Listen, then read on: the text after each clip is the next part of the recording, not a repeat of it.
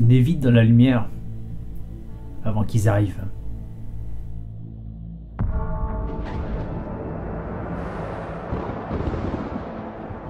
As daylight fades, fear grows. A once forgotten evil spreads across the land. Prenez un chaudron. Vous y mettez plusieurs bons ingrédients. Vous prenez Warcraft 3, avec des mécaniques de héros et une campagne sympa. Un jeu bien connu, Age of Empires, système de gestion de ville et tout ce qui va avec sans problème. Après vous y rajoutez un petit peu de pas forcément vu, du civilisation. Voilà, vous prenez un système de ressources assez basique, mais une gestion de ressources liée à la carte, pas à la récolte. Et puis vous y rajoutez un côté sombre, lugubre, comme peuvent par exemple l'être Diablo, ou alors même Seven Day to Die, où vous avez une horloge. À chaque nuit, les monstres arrivent et ils attaquent. Et bah, de votre chaudron, il en sort ça.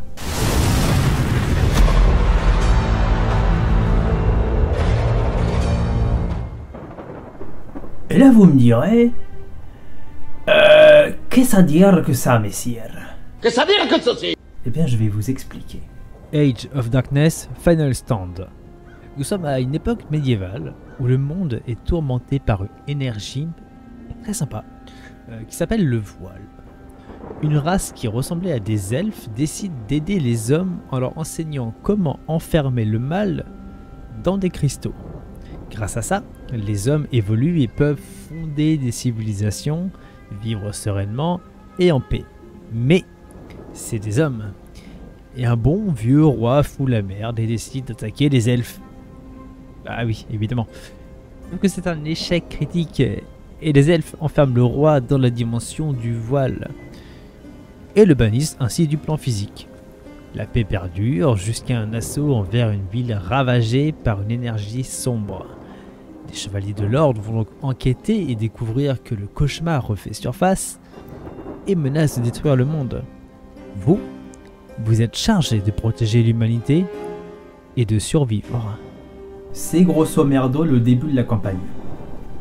Alors, je voulais pas faire plus, parce que je voulais le faire avec vous surtout. Et si je le fais avec vous, je le ferai sur Twitch, ou les lives YouTube bien évidemment. Et tout ça sera en rediffusion sur la chaîne VOD. Si jamais ça vous intéresse, voilà. N'hésitez pas à y aller. Instant promo, fait. Moi, je vais vous parler du mode survie, où dans un premier temps, vous choisirez votre faction au nombre de 3, avec chacune leur propre spécialité et avantages, ainsi que défauts, et leurs héros. Et c'est parti. On est lâché sur une carte générée procéduralement, et ça rapidement. Il va falloir faire le tour du coin pour savoir comment dispatcher vos bâtiments, repérer vos ressources de bois, de pierre et de fer. Trouver un espace pour placer vos fermes, pour avoir de la nourriture et construire vos premières maisons pour avoir plus d'habitants, qui vous permettront de les répartir dans des tâches économiques ou militaires. C'est là que commence le grand plaisir du jeu, un grand plaisir du jeu plutôt, c'est le fait d'explorer la carte pour retrouver déjà dans un premier temps des spots avec des trésors, avec des tentes pour récupérer des unités spéciales évidemment, et aussi bien évidemment ce qui va être nécessaire pour vous développer des ressources, des endroits pour exploiter les ressources. Car très vite, la nuit reviendra, rendant les monstres un peu plus forts et plus enrichissants d'XP d'ailleurs. Mais ils attaqueront votre village. Même si dans un premier temps vos défenses avec un archer, peut-être 2 si vous souhaitez, vous suffira à repousser le voile et les cauchemars qui s'en libèrent, et vient un moment où se libérera un gros cristal, libérant une vague destructrice sur le monde où seul votre refuge se trouvera être la dernière lumière de l'espoir. Et là, ça commence à craindre quand ces nuits-là arrivent. Les premières, ça va, ça se limite à pas grand-chose. La première, ça va encore. C'est quelques centaines de monstres En vrai, avec une défense rudimentaire, c'est bon. Et si vous ne prenez pas les devants à partir de maintenant en restant sur vos acquis, vous allez vous retrouver dans une merde noire, mais ce sera à la fin de votre partie, ça va arriver très vite. En fait, si vous continuez pas à développer votre expansion sur la carte de votre village, si vous ne continuez pas à avoir plus de ressources, à améliorer vos bâtiments économiques ainsi que vos bâtiments défensifs, et si vous n'arrivez pas à améliorer votre ligne de front, vous allez vous retrouver dans une merde noire. Ça va être violent. La première fois, on s'y attend pas, mais c'est violent. Et c'est violent pour tout le monde. Ça s'appelle la première fois. Et on n'est pas toujours bien préparé. Vous ne le serez pas. Peut-être. Ou pas. C'est pour ça que vous allez devoir explorer et sécuriser l'environnement. Pensez à développer votre village, le transformer en ville petit à petit et couvrir le maximum de place, tout comme prévoir une retraite potentielle si les premières défenses lâchent. Tant que votre donjon reste en vie, tout va bien. En fait, vous pourrez reconstruire ce qui a été détruit, c'est pas un problème. Par contre, vous allez mourir. Et c'est pas moi qui vous le dis, hein, c'est le jeu, véritablement. Le jeu vous dit, vous allez mourir. C'est un jeu où c'est normal de perdre, en fait. Parce qu'à chaque fois que vous allez perdre, vous allez comprendre, peut-être ou peut-être pas, ce que vous avez mal fait. Alors ça sert à rien de recommencer, de reprendre la sauvegarde, parce que c'est pas nécessaire. Mais juste, recommencer vos parties, ça vous aidera à analyser votre starter, à améliorer votre starter, et surtout à vous aider à faire mieux. Parce que c'est ça le but du jeu, c'est réussir à faire mieux à chaque nouvelle partie. Alors vous avez tout un système de scoring, hein. Le scoring va être déterminé sur combien de temps, combien de nuits vous allez réussir à tuer, le nombre de trésors que vous allez réussir à trouver, le nombre d'exploitations de votre village, et vous pourrez vous rajouter tout un tas de malus et bonus, surtout des malus en fait, pas vraiment de bonus, un bon tas de malus et une difficulté véritablement grandissante pour augmenter votre score. Mais déjà, faut pas mourir. Et vous allez mourir. Les nuits écarlates vous apporteront un malus le temps qu'elles se terminent. Sauf si jamais vous prenez un debuff pour augmenter votre score. Mais y survivre vous permettra de bénéficier jour et nuit suivantes des bénédictions divines pour vous renforcer, en plus des technologies et arbres de compétences pour vos troupes et vos bâtiments. Et le jeu va vous en proposer du contenu. Il y a véritablement à chaque nouvelle partie une toute nouvelle logique à adopter, une nouvelle exploration, réfléchir comment vous pourrez faire mieux, comment vous pouvez faire encore mieux que ce que vous avez déjà fait. Et c'est là tout le sel du jeu.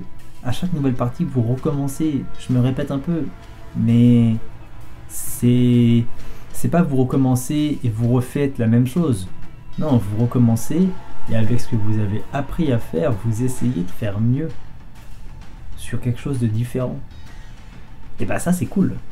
L'idée c'est d'aller à chaque fois le plus loin possible.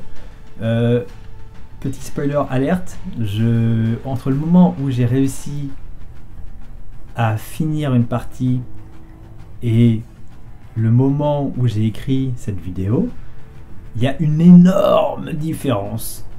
J'ai évolué et en fait j'ai vu la fin d'une partie. Vous êtes pas prêt, vous êtes pas prêt, vous êtes pas prêt. Moi par exemple, pour vous dire, c'est que la première fois que j'ai commencé le jeu, je suis mort à la 3e nuit. Voilà, je me suis fait éclater la gueule. Et vous allez, à mon avis, vous allez vous faire éclater la gueule aussi, comme je me suis fait éclater la gueule. Si vous n'êtes pas au courant, vous allez vous faire péter la tronche. Alors j'ai refait une partie. La configuration de mon départ me plaisait, je me sentais super bien sur ma progression. Et j'ai vu la 3e nuit arriver. Et là j'ai réussi. Et puis après, je savais plus quoi faire. J'ai donc avancé encore ma technologie de défense, débloquant de nouveaux bâtiments, améliorant les améliorations que je peux leur donner, bénéficiant même de mines de fer pour produire des armes de guerre sophistiquées, des armes de combat efficaces, mais pas assez pour affronter des géants, ok. Mais bien suffisant pour défendre et détruire des milliers de créatures qui qui s'amènent vers vous, et qui sont d'ailleurs tout aussi dangereuses que mortelles pour mes troupes. Le jeu propose un mode multijoueur aussi. Il n'est pas PVP bien évidemment, mais il est coopératif, et ça c'est bien. J'ai pu l'essayer quelques fois, et le principe n'est pas vraiment différent du mode survie. À différence que votre allié et vous êtes proches, possédant chacun ses propres ressources, son donjon et donc sa ville, vous partagerez les découvertes faites sur la carte.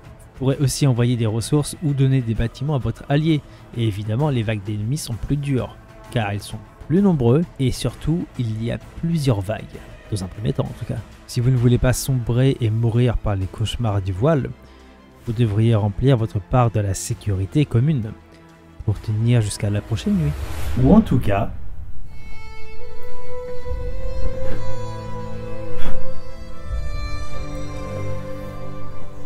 vous allez essayer.